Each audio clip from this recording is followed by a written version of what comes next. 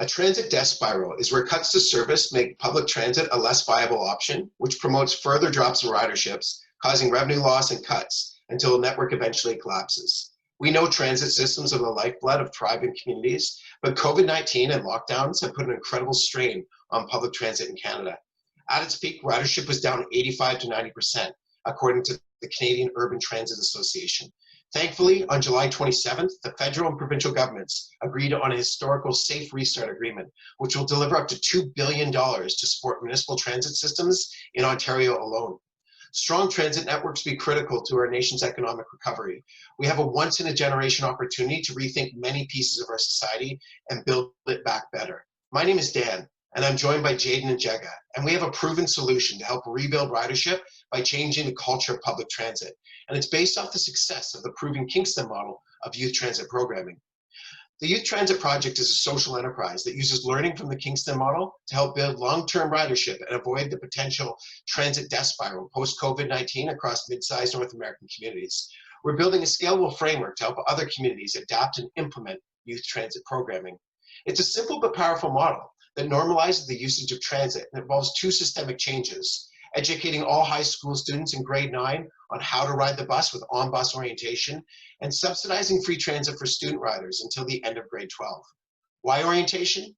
Orientation is pivotal to changing a culture, specifically in grade 9 when students are going through a major life transition, but they still have 2 years before they have the opportunity for their license. It's also a great time to instill confidence and teach them things like bus etiquette, and now more importantly, COVID-related health and safety protocols. I've been running on-bus orientation in Kingston since 2012. I always start the students off in front of the bus. And this is where I show them how to use the bike rack. I tell them the true story of when I first used it. I'd never taken my bike on the bus, and I actually had a popped tire. Of course, I had my bus pass in hand, and the bus pulled up. I got in front of it, and I looked at the bike rack wondering how to do it. With 40 people looking at me, cars zooming by, the bus operator unable to get off and assist, I was sweating, my helmet was flopping around. It was intimidating even as a 30-year-old. I now know it's a simple thing to do, pulling it down, putting your bike on, and locking it in place. But without a safe and no-stress opportunity to learn, many new riders just won't try. In Kingston, in its pilot year, there were about 28,000 rides by grade 9 students, and by 2016, all grades received free passes. Now, every year since 2016, Kingston High School students take over 500,000 trips annually on pre-existing city bus routes. Our teammate Dan is behind the creation and execution of the Kingston model, and in 2018, the project won an award at the Sustainable Communities Conference by a live vote of over 500 municipal leaders. And since 2018, he's received over 40 inquiries from other communities, many of which are seriously exploring the idea. Dan has also completed a TEDx in Ottawa on youth transit programming. To help define and validate the need for our service, we have spoken to many industry professionals as well as other communities. Specifically the Mayor of Guelph, who is very interested in bringing youth transit programming to his community. The need was also validated through the rigor of a master's thesis by a University of Waterloo student. She found that grade 12 students on average use a transit pass 3 times more frequently than grade 9 students, and the program could be applied to other municipalities. Our goal is to scale the successful youth transit programming to other communities as a post-COVID ridership recovery mechanism and a long-term solution to build future paying riders. Our youth transit programming will provide value to our youth, schools, and communities. For youth, these programs have increased independence, removed transportation as a barrier, and enabled students to travel to various activities. For schools, increased transit usage contributes to less congestion and increases opportunities for community involvement, all reducing costs and environmental impacts. And for our communities, increasing ridership on public transit reduces the number of cars on the road and helps normalize transit as a reliable mode of transportation.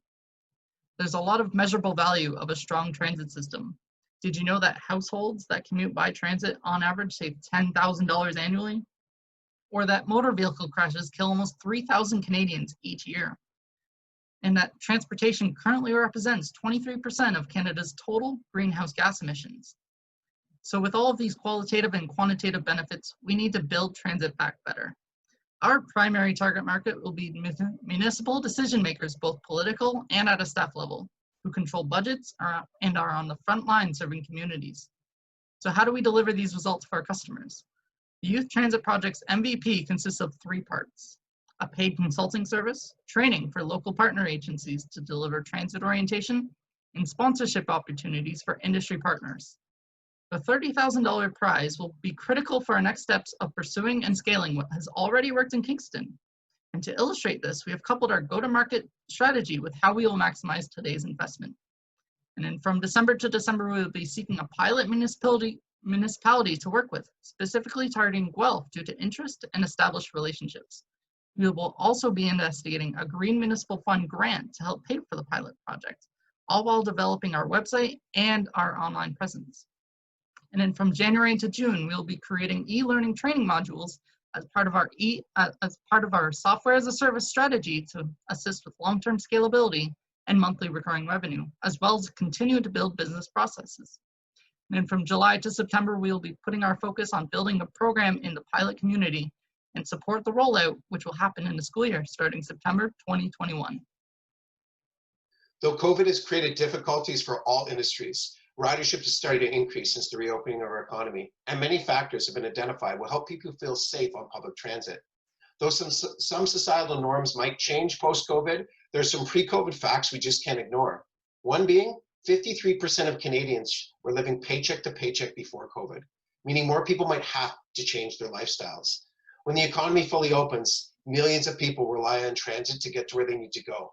We believe by focusing on youth, transit systems can shift away from the potential death spiral and flip it to a positive reinforcement cycle instead. The Youth Transit Project's ultimate goal is to be the catalyst that takes what's already working in Kingston and bring it to millions of youth across North America, building transit back better. And with that, we'd like to open it to questions. Thank you.